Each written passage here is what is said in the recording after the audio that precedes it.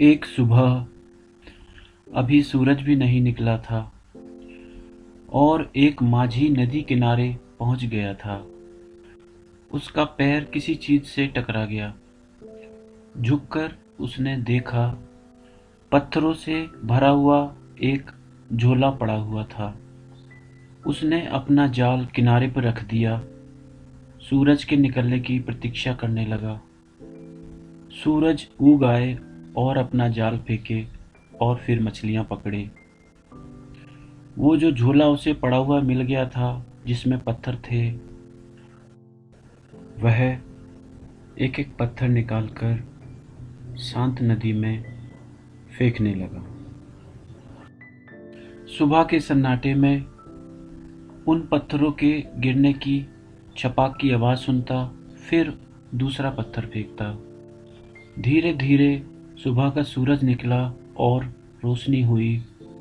तब तक उसने झोले के सारे पत्थर फेंक दिए थे।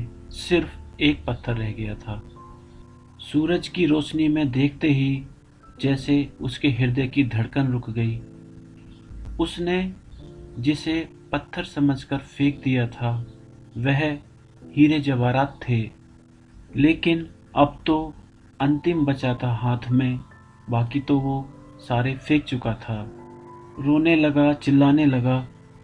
इतनी संपदा उसे मिल गई थी कि अनंत जन्मों के लिए काफ़ी थी, लेकिन अंधेरे में अनजान, अपरिचित समझकर उसने सारी संपदा को फेंक दिया था।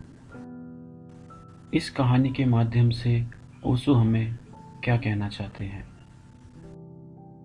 लेकिन फिर भी वह मछुआ सौभाग्यशाली था, क्योंकि अंतिम पत्थर फेंकने से पहले उसे दिखाई पड़ गया था कि वह पत्थर नहीं, वह हीरे हैं। साधारणतः सभी लोग इतने सौभाग्यशाली नहीं होते।